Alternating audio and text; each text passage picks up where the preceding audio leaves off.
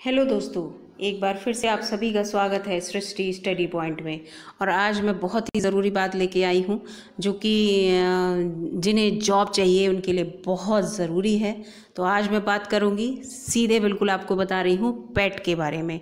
बहुत से लोग सोच रहे होंगे पेट क्या है, तो जिन मेरी एक पिछली वीडियो जिन्होंने देखी होगी वो समझ गए होंगे पेट क्या है। तो मैं आज आपको इसी के विषय में बता रही हूँ क्योंकि इससे संबंधित फॉर्म आ चुके हैं। ये एक परीक्षा है और इस परीक्षा को देना बहुत ज़रूरी कर दिया है सरकार ने। तो चलिए आज हम इसी के विषय में बात करते हैं। तो यहाँ पे देखिए, ये आपको दिख रहा होगा कि उत्तर प्रदेश अधीनस्थ सेवा चयन आयोग लखनऊ के द्वारा ये विज्ञापन संख्या पहली, यानी कि पहली बार पेट की परीक्षा हो रही है दोस्तों। मैं आगे आपको बताऊंगी पेट क्या है, और ये 2021 यानी कि इसी वर्ष होगी। तो मैं अब बताती हूँ आपको पेट जो है वो प्रीलिमिनरी एलिजिबिलिटी टेस्ट है, इसे हम इंग्लिश में कहते हैं, ये फुल फॉर्म। और शॉर्ट में हम लोग इसे पेट कहते हैं। ज़्यादातर आपने लोगों के मुंह से भी पेट सुना होगा। और हिंदी में इसे प्रारंभिक अर्हता परीक्षा, आप इससे समझ गए होंगे। प्रारंभिक माने शुरुआत की, अर्हता माने अहर, यानी कि आप शुरुआत में अहर हो जाएं किसी दूसरी परीक्षा को देने के लिए, उससे पहले ये एक परीक्षा है। जैसे कि टीचर्स, प्राइमरी में अगर आप अध्यापक बनना चाहते हैं तो आपको पहले टेट देना पड़ता है। अगर आप टेट दिए हुए हैं तो अगर कभी वैकेंसी गवर्नमेंट, यूपी गवर्नमेंट निकालती है तो आप उस सुपर टेट, जो भी वो फिर दोबारा जो परीक्षा कराते हैं उसका नाम सुपर टेट है, तो आप सुपर टेट में फॉर्म तभी भर पाएंगे जब आप टेट क्वालिफाइड हो। बिल्कुल सेम यही है, यूपी ट्रिपल एससी ने भी ऐसी कर दिया है। यूपी ट्रिपल एससी अगर कभी वैकेंसी निकालेगी तो वही लोग उस वैकेंसी के लिए एलिजिबल होंगे जो पेट की परीक्षा दे चुके होंगे, तभी वो उसकी परीक्षा में बैठ पाएंगे जो यूपी ट्रिपल एससी कभी भी किसी भी अपने डिपार्टमेंट में वैकेंसी निकालती है ना। तो ये परीक्षा देना तो आपको बहुत ज़रूरी है जो यूपी ट्रिपल एससी की वे जॉब करना चाहते हैं। बहुत सारे विभागों में यूपी ट्रिपल एससी अपनी वैकेंसी निकालती है। लेकिन मैं ये आपको बता दूं कि पेट किस किस उसके लिए ज़रूरी है, समूह क ख ग किस में ज़रूरी है, ये सब मैं आगे बताऊंगी। तो बने रहिए मेरी इस वीडियो में अंत तक। बहुत जल्दी आपको सारी जानकारी देने की कोशिश करूंगी। और अगर आपने चैनल सब्सक्राइब नहीं किया तो प्लीज़ चैनल को सब्सक्राइब भी कर लीजिएगा दोस्तों। तो इसमें मैं आपको बता दूं, आप समझ गए होंगे ये पेट। तो पेट का रजिस्ट्रेशन शुरू हो चुका है, ये कल से ही, यानी कि 25 मई थी कल, तो 25 मई को इसका प्रारंभ हो चुका है। बहुत से हमारे दोस्तों ने इसका रजिस्ट्रेशन कर भी दिया होगा। और जब से आप रजिस्ट्रेशन करेंगे तभी से आप शुल्क भी जमा कर सकते हैं, यानी कि कल से ही 25 मई से आपने शुरू कर दिया होगा। और उसके बाद इसकी जो अंतिम तिथि है वो 21 जून है। 21 जून यानी कि 25 मई से आप शुरू करेंगे और आपको लास्ट डेट 21 जून है, यानी कि 1 महीने से भी कम टाइम है। और उसके साथ साथ आप संशोधन अगर करना चाहते हैं तो आपको 1 हफ्ते का टाइम और दिया गया है, यानी कि 1 सप्ताह का टाइम, यानी कि 28 जून तक आप उसमें अगर संशोधन करना चाहते हैं अपने फॉर्म में, आपकी कोई गलती हो गई है, कुछ ऐसा लग रहा है कि आपने गलत भर दिया, तो आप उसे 1 सप्ताह के अंदर संशोधन कर सकते हैं। और आपको अपने भरे हुए फॉर्म का जब आप उसमें सबमिट जो कर देंगे, तब आप उसमें प्रिंट आउट अवश्य ले लें, क्योंकि किसी भी फॉर्म को हम भरते हैं तो प्रिंट आउट ले लेना चाहिए। अगर कोई प्रॉब्लम आती है तो हम बताएं तो कि हमने फॉर्म फिल किया है। तो याद रखिएगा लास्ट डेट 21 जून है, 21 जून 2021, ठीक है। तो अब आगे बढ़ते हैं। तो इसमें यही जो आगे है इसमें सब वैसे वही लिखा है कि ये सब वही बातें लिखी हैं इसमें कि 21 जून तक आप भर सकते हैं और उसके बाद कोई आवेदन या फीस स्वीकार नहीं की जाएगी। और प्रिंट आउट आप तब तक नहीं निकाल सकते जब तक कि बैंक, जिस बैंक में आपने स्टेट बैंक वगैरह में अगर आपने फ़ीस जमा की है तो ये बैंक कह ना दे, कि बता ना दे, या आपके पास उसका वो ना आ जाए कि हाँ फ़ीस सबमिट हो चुकी है, तभी आप उसका प्रिंट आउट निकाल पाएंगे। और एक जो शुल्क का समायोजन है वो 21 जून तक हो जाएगा, या 1 सप्ताह के अंदर 28 तक हर हाल में हो जाना चाहिए, क्योंकि संशोधन का 28 जून टाइम दिया है ना। तो 28 जून के बाद तो कोई ऑप्शन ही नहीं है ना। तो संशोधन में भी देखिए लिखा है कि आप अपना रजिस्टर्ड मोबाइल नंबर, ईमेल और कैटेगरी, इन चीज़ों को छोड़कर मोबाइल नंबर आप नहीं बदल सकते, क्योंकि मोबाइल नंबर पर ही तो आपके सारे जो वो आते हैं, जितने भी आपका OTP वगैरह कुछ मैसेज आएगा तो वो सब आता आपके मोबाइल नंबर पे है, वो आप नहीं बदल सकते, ईमेल नहीं। तो इन सबको आप और चीज़ों को संशोधन कर सकते हैं, इस चीज़ का ध्यान रखिएगा।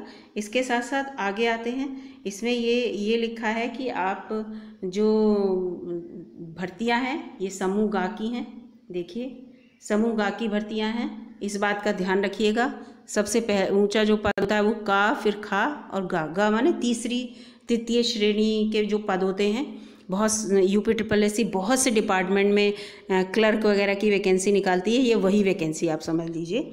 तो ये समूह गा की वैकेंसी है, तो इनके लिए जब भी कभी भर्ती निकलेगी और पद निकलेंगे तो ये होगा कि इतने पदों के सापेक्ष इतने लोग फॉर्म भर सकते हैं। वो लोग जो पैट क्वालिफाइड हैं, फिर ये लोग अपनी पैट का कट ऑफ भी दे देंगे कि इतने नंबर जिसके आए हो या जो आए हो ये लोग फॉर्म भर सकते हैं इस संबंधित वैकेंसी के लिए। मान लो कहीं पर क्लर्क की वैकेंसी निकाली, इस परीक्षा से आपको कोई जॉब नहीं मिल रही है, ये बात याद रखिए, ये एक अहर्ता परीक्षा है। और इसके साथ साथ फिर आपको ये लिखा है कि ऑनलाइन आवेदन आपको कहाँ किस साइट पे करना है, तो ये वेबसाइट दी है upsssc.gov.in पर जाकर आप आवेदन कर सकते हैं। और ऑफलाइन आवेदन किसी हाल में नहीं स्वीकारे जाएंगे, ये बात भी याद रखिएगा। और पहले ही ये बताया देखिए पहले बताया जा चुका है, इस आशय से आपको सूचना पहले ही भी बता चुके हैं, तभी तो मेरी एक वीडियो पड़ी हुई है पहले से मेरे एक चैनल पर। तो ये एक प्रारंभिक परीक्षा आपकी, जब भी मुख्य परीक्षा होगी तो उसके लिए आप ये अगर आप पैट क्वालिफाइड हैं तो आवेदन कर सकते हैं। इसकी अवधि भी वही बात यहाँ पे लिखी है, जो आवेदन की अवधि है 25 मई से 21 जून की मध्यरात्रि तक, यानी कि रात के 12 बजे तक है। उसके बाद कोई आवेदन स्वीकार नहीं किया जाएगा। और इसकी जो अनिवार्यता है, इसके लिए यह जो इच्छुक समस्त अभ्यर्थी हैं वो प्रारंभिक अहर्ता परीक्षा यानी कि पैट में प्रतिभाग करना बहुत ज़रूरी है। अगर कभी भी वैकेंसी आती हैं, UPSSC वैकेंसी निकालता है तो वो यही कहेगा कि वही लोग फॉर्म भर सकते हैं संबंधित वैकेंसी में जो पैट क्वालिफाइड हों या उनके पैट में इतने नंबर हों, यानी कि पैट की परीक्षा भी आपको अच्छे नंबरों में पास करनी है, क्योंकि वैकेंसी तो इतनी ज़्यादा निकलती नहीं, क्योंकि वो शॉर्ट लिस्टेड जरूर करेंगे मेरिट वाइज। मान लीजिए आपके पैट में कम मार्क्स आए और आप तो सोच रहे हैं कि मैं कभी वैकेंसी आएंगी तो मुझे फॉर्म भरने को मिलेगा, लेकिन आपसे ज़्यादा मार्क्स वालों का कि इतने ही मार्क्स वाले तक फॉर्म फिल कर सकते हैं, तो आप तो रह जाएंगे। तो कोशिश कीजिए, मेहनत कीजिए। इस फॉर्म को भरने के बाद 21 जून तक तो फॉर्म ही भरा जाएगा, तो आप जल्दी से फॉर्म भर दीजिए, तैयारी में लग जाइए और अच्छे से अच्छे मार्क्स लाइए इस परीक्षा में। इसके बाद इसमें क्या है, ये परिधि में जो इसकी आयोग की जो परिधि है उसमें जो वो आते हैं पद, इसमें देखिए लिखा है कौन से पद हैं। तो ये मैंने जो बताया था, समूह के समस्त पद जो हैं वो इस UPSSC के अंतर्गत आते हैं। जो UPSSC के अंतर्गत विभाग आते हैं उनके समूह के, जो विभाग UPSSC के अंतर्गत आते हैं, ठीक है, तो उनमें आते हैं। उसके अलावा भी ऐसा होता है कि कभी कभी समूह की वैकेंसी में अगर UPSSC को लगता है कि कुछ ऐसे पद हैं जिनमें पैट ज़रूरी नहीं है, तो आप उसके लिए तो ऐसा भी हो सकता है कुछ ऐसे पद निकले जिसमें पैट ज़रूरी ना हो। तो और इसके साथ साथ फिर यहाँ पे इन्होंने ये ग्रेड पे दे रखा है कि 4600 ग्रेड पे से कम, तो वही है समूह की भर्ती में जो होता है वो 4600 ग्रेड पे से कम ही होता है उनका। ये पे बैंड वगैरह तो वो तो बाद में बात की जाएगी दोस्तों, पहले पैट तो क्वालिफाई हो जाए, पैट के बाद जो द्वितीय परीक्षा के लिए जब कभी वैकेंसी आएंगी वो पास कर ली जाए, है नहीं है, तो ग्रेड पे के बारे में सोचा जाएगा। जॉब पहले ज़रूरी है ना, ये है। उसके बाद शैक्षिक अर्हता बहुत ही कम है। जो हमारे ज़्यादातर जो दोस्त हैं जैसे पास किए हुए होंगे हाई स्कूल, उसके समकक्ष या उससे उच्च कितने भी आप शैक्षिक रूप से अहर हों या पढ़े लिखे हों, कम से कम हाई स्कूल तो पास होना बहुत ज़रूरी है। और आपने पास कर लिया हो, ये भी ऐसा नहीं कि आप परीक्षा दे रहे हैं, आप ये नहीं कर सकते, मतलब आपने हाई स्कूल या उसकी अर्हता धारित कर ली हो तभी आप आवेदन कर सकते हैं, ये बात है। ऐसा नहीं कि आप परीक्षा देंगे कुछ लोग होते हैं ना कि हम अभी परीक्षा दे रहे हैं, अभी रिज़ल्ट नहीं आया, रिज़ल्ट वगैरह आ चुका हो तभी आप इस परीक्षा को दे सकते हैं। इसके साथ साथ वही ये लिखा है, देखिए वही बात जो मैंने आपको बताई थी कि आयोग कभी कभी ऐसी कि हाई स्कूल या उसके समकक्ष से कम, जैसे 8वां पास या केवल हाई स्कूल वाली, कभी कभी आयोग ऐसी वैकेंसी निकाल देता है जिसके लिए वो अपनी अलग से एक परीक्षा कराना चाहता है, तो वो परीक्षा कराए। इसके लिए मान लो वो ये कह सकता है कि पेट की बाध्यता, जो ये प्रारंभिक अर्हता परीक्षा, इसी को तो पेट कहते हैं, पेट में सम्मिलित होने की बाध्यता उसमें नहीं होगी। कुछ ऐसी वैकेंसी भी होती है, ये वाली बात है। आयु सीमा 18 से 40 वर्ष, वो सभी में होती है 18 से 40 वर्ष। ये नियमानुसार 18 वर्ष पूर्ण कर ली हो 1 जुलाई 2021 को, और 40 वर्ष से अधिक ना हो, 18 वर्ष से कम ना हो। यानी कि उसका जन्म 1 जुलाई 1981 से पहले ना हुआ हो, ठीक है। जैसे उससे पहले, जुलाई से पहले क्या आता है, जून, मई, या वो 1981 में इनसे जो पहले महीने हैं उनमें ना हुआ हो, और 30 जून 2003 के बाद ना पैदा हुआ हो वो। तो जो इस क्राइटेरिया के बीच में आते हैं, आप लोग अपना लगा लीजिएगा, तो वो ये फॉर्म भर सकते हैं, ठीक है। और इसके साथ साथ आरक्षण भी मिलता है, ओबीसी, एससी और स्वतंत्रता सेनानी, विकलांग, वो भी सब आगे मैं आपको बताऊंगी। तो ये लिखा भी हुआ है कि आरक्षण के अनुसार, यहाँ पे देखिए आ भी गया ये बात कि आरक्षण के अनुसार छूट दी जाएगी, आयु सीमा में छूट दी जाएगी, अनुसूचित जाति जनजाति, ये सब इसमें लिखा हुआ है। तो इसमें देखिए खिलाड़ियों के लिए और सैनिकों के लिए, सबके लिए, इसमें शायद लास्ट में यहाँ पे दिया हुआ है, तो ये दिया है, ये आप देखिएगा यहाँ पे ये दिया है कि ये लिया है यहाँ पे अनुसूचित जाति जनजाति, इन सब के लिए, पिछड़ा वर्ग, इनके लिए 5 वर्ष की छूट है। खेलों में कुशल होने वालों के लिए भी 5 वर्ष, विकलांगों के लिए 15 वर्ष की छूट है, भूतपूर्व सैनिकों के लिए 3 वर्ष। यानी कि जो भूतपूर्व सैनिक अगर 40 का है तो 43 साल का भी हो गया है तो भी, और विकलांगों के लिए तो बहुत सारा है, यानी कि 40 + 15 यानी कि 55 वर्ष का है तो भी वो ये फॉर्म भर सकता है। और लोगों के लिए 5-5 साल, यानी कि 40 से 45 साल के भी वो हो गए हैं तो भी ये फॉर्म भर सकते हैं। बहुत अच्छी अपॉर्चुनिटी है दोस्तों, फॉर्म जरूर भरिएगा।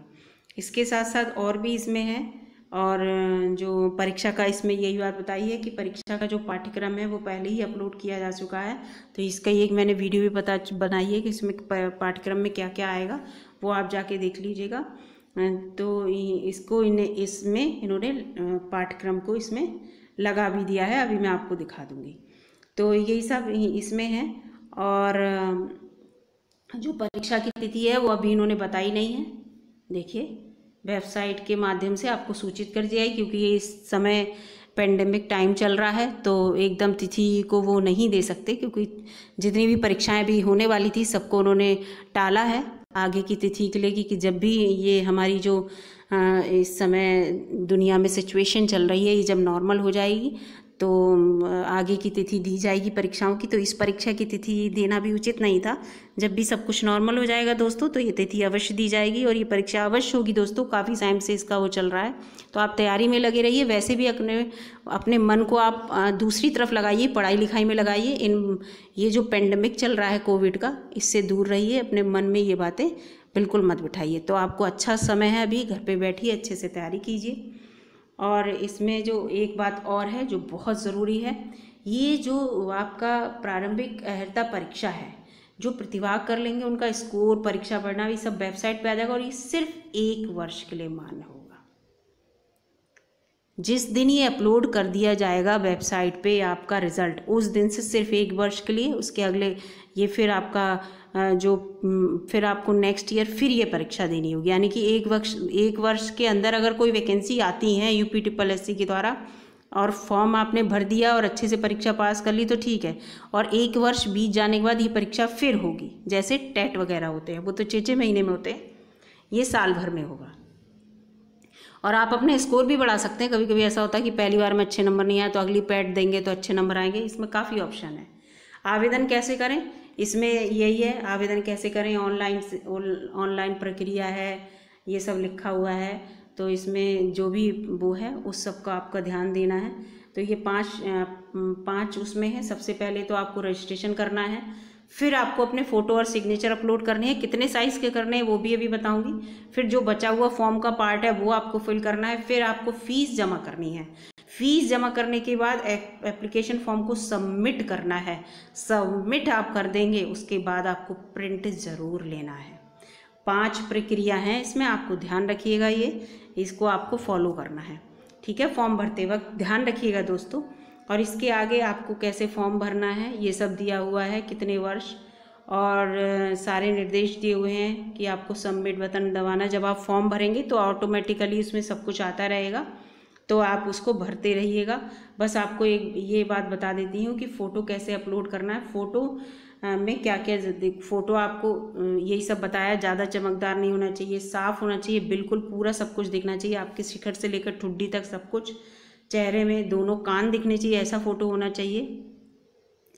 और अगर आप चश्मा पहनते हो तो आंखें उसमें साफ़ दिखनी चाहिए, शीशा रंगीन ना हो उसका, और आंखें खुली, मुंह बंद, ये सब होना चाहिए। सीधा फ़ोटो फ्रंट वाला कैमरे की, और सफ़ेद या हल्के ग्रे कलर की सादी पृष्ठभूमि, यानी कि पीछे जो आपका बैकग्राउंड वाइट कलर का होना चाहिए या ग्रे कलर का। और फ़ोटो का आकार इसमें दिया है, देखिए 35 मिलीमीटर का होना चाहिए फ़ोटो होना चाहिए। और इसमें पूरा लिखा है 35, इसका मतलब 1.4 इंच बाई 45 मिलीमीटर, जैसे लिखा ना 1.4 inch by 1.75 inch, 35 millimetre by 45 millimetre. Millimetre में भी दिया है और इंच में भी दिया है। और जिसमें फ़ोटो का लगभग 70% जो है वो चेहरे से आच्छादित हो। चेहरा ज़्यादा हो फ़ोटो में, ऐसा ना हो चेहरा छोटा सा है और फ़ोटो में बैकग्राउंड ही दिख रही है। और नया फ़ोटो होना चाहिए 6 महीने के अंदर का। और जो फ़ोटो का जो ये है अभ्यर्थी अपना 3.5 सेंटीमीटर चौड़ा और 4.5 सेंटीमीटर लंबा रंगीन फ़ोटो जो है वो JPE में होनी चाहिए फाइल, या JPEG या JPG। जिनने फॉर्म भर रखे हैं पहले से उन्हें तो पहले से ही नॉलेज होगी, जिन्हें नहीं है वो है। और उसका आकार जो है फ़ोटो का आप स्कैन कर लेंगे, तो स्कैन करने में जिसका जब फ़ोटो स्कैन करेंगे ना आप अपलोड करने के लिए, तो स्कैन करेंगे तो उसका 5 KB से कम ना हो और 30 KB से ज़्यादा ना हो, है ना, ये है। तो ये आप ध्यान रखिएगा। इसके साथ साथ आपके हस्ताक्षर भी जो है वो इसमें लिखा है, कैपिटल लेटर के नाम। वैसे भी हस्ताक्षर एक फ्लो में होते हैं, बिना पेन उठाए वैसे ही हस्ताक्षर करिएगा, अच्छे हस्ताक्षर, बिल्कुल साफ, जो अच्छे से समझ में आए, ये है। ये सब लिखा हुआ है। फिर ये फॉर्म को कैसे भरना है, ये दोनों चीज़ें बहुत इंपॉर्टेंट थी। फिर घोषणा वगैरह उसमें होती है, वो आपको करना है। फ़ीस का भी भुगतान आपको कर देना है, उसमें आएगा ही फ़ीस का ऑप्शन। तो आप फ़ीस जब सबमिट करेंगे तभी सब कुछ हो पाएगा। और इसमें लिखा है, देखिए फ़ीस का जो भुगतान है वो आप credit card, debit card, internet banking या SBI के चालान के माध्यम से कर सकते हैं। तो और अन्य किसी माध्यम से आप नहीं कर सकते, यानी कि क्रेडिट, डेबिट, इंटरनेट बैंकिंग या SBI के चालान के माध्यम से, यही ऑप्शन उन्होंने दे रखे हैं। और जब तक आप फ़ीस सबमिट नहीं करेंगे तो आपका फॉर्म सबमिट नहीं होगा, ये बात याद रखिएगा। अब आवेदन शुल्क सबसे ज़्यादा ज़रूरी है, तो इन्होंने श्रेणीवार दे रखा है आवेदन शुल्क। ये मैं आपको दिखा देती हूँ। ये देखिए इन्होंने क्या करा है, अनारक्षित के लिए 185 रुपये हैं, पिछड़ा वर्ग के लिए भी 185 रुपये हैं। और फिर इसके बाद इन्होंने देखिए अनुसूचित जाति के लिए भी 95 हैं, इनके लिए 95 हैं, और जनजाति के लिए भी 95 हैं। 185 जनरल और OBC के लिए हैं, और SC और ST के लिए 95 रुपये हैं, और विकलांग के लिए सिर्फ 25 रुपये हैं, है ना। जो वो 25 रुपये हैं जो केवल ऑनलाइन प्रक्रिया वाला शुल्क है विकलांगों के लिए, वैसे फ़ीस नहीं है उनके लिए। उसके बाद यही लिखा है कि स्वतंत्रता सेनानी महिलाओं के लिए वही 1 से 4 वाला जो ऑप्शन सबके लिए था, वही 185 वाला जनरल OBC, और SC ST के लिए 95 रुपये वाला, वो महिलाओं के लिए भी और स्वतंत्रता सेनानियों के लिए और भूतपूर्व सैनिकों और इन सब के लिए। फॉर्म का प्रिंट आउट लेना बहुत ज़रूरी है। ये यहाँ पे दी जाती है कि अंतिम रूप से सबमिट करने के बाद प्रिंट आउट जो है वो क्लिक कर प्रिंट आउट अवश्य ले लें। प्रिंट डिटेल एप्लीकेशन फॉर्म पे जाके प्रिंट आउट आप करेंगे तो उसको प्रिंट आउट आपको अवश्य लेना है दोस्तों, ध्यान रखिएगा। ठीक है, इसके बाद फिर इन्होंने संशोधन करने का मैंने आपको बता ही रखा है कि इसमें संशोधन के लिए इसमें भी यही दिया है कि आप संशोधन के लिए इसमें दे रखा है 1 हफ्ता, यानी कि 1 सप्ताह का टाइम मिलेगा। 28 जून तक आप संशोधन कर सकते हैं। एक ही बार संशोधन होगा, इसमें लिखा होगा कहीं पे, हाँ ये लिखा है केवल एक बार ही आप संशोधन कर सकते हैं। तो आप एक ही बार संशोधन कर सकते हैं, ध्यान से फॉर्म भरिएगा। और उसके बाद इन्होंने फिर अपने वो दिए हैं कि अगर यूपी का निवासी नहीं है तो उसे आरक्षण नहीं मिलेगा, और सारे अपने वो उन्होंने तरीके बताए हैं कि किस किस उसके अंतर्गत, शासनादेश के अंतर्गत विकलांग है या शारीरिक रूप से विकलांग है या सेवारत है, तो ये सब इसमें अपना उन्होंने सारे दे रखे हैं व्यूज़। और फिर महिला आरक्षण ये सब दे रखा है कि क्या है क्या नहीं। और ये नहीं, आपके लिए फॉर्म भरिए अच्छे से, अपना अच्छे से पढ़ाई कीजिए। इन सब पे वो ज़्यादा आपको फोकस करने की ज़रूरत नहीं है, बस फॉर्म आपका अच्छे से भर जाए, इस चीज़ को आपको ध्यान देना है। इसमें ये सब लिखा है कि अगर आप नकल करते हुए पकड़े गए, ये सब नकल वकल का ये सब तो परीक्षा पहले परीक्षा भवन में नकल और ये सब फॉर्म आपका निरस्त कर दिया जाएगा। गलत फॉर्म भरेगा तो निरस्त कर दिया जाएगा। अगर आप किसी कृत्य में पाए गए हो या आप पे कोई केस चल रहा हो या आपकी पति पत्नी जीवित है लेकिन आपने मृत बता दिया, मतलब गलत सूचना अगर आपने दी है तो आपको उसमें निरस्त कर दिया जाएगा आपका फॉर्म। यही सब इसमें दिया है। अगर आपने सबमिट नहीं किया, ये लिखा है आवेदन करने, मतलब अभ्यर्थी द्वारा उक्त पदों के लिए 1 से अधिक आवेदन करने की दशा में अंतिम आवेदन ही सबमिट, आपने जो अंतिम आवेदन किया, मान लो आपने 1 भरा फॉर्म, दूसरा भरा, तीसरा भरा, तो वो देखेंगे अरे एक ही बच्चे ने, तो आपका जो लास्ट वाला होगा चाहे गलत भरा हो उसी को वो मानेंगे, है ना, और सभी दूसरे निरस्त कर दिए जाएंगे। फिर यहाँ पे ये इन्होंने इसका दिया है, ये प्रश्न कैसे दिए आएंगे। वैसे तो एक वीडियो मैं बना चुकी हूँ, इसमें इतिहास भूगोल सब कुछ आएगा, तो ये वीडियो एक तो मैं बना चुकी हूँ, लेकिन अगर आप चाहते हैं कि और वीडियो भी बनाएं तो आप बता दीजिएगा, मैं आपको और वीडियो बना दूंगी। लेकिन ये मैं आपको पहले ही बता चुकी हूँ, तो इसे बताने के लिए अपनी वीडियो ज़्यादा बढ़ाने की मुझे ज़रूरत नहीं है।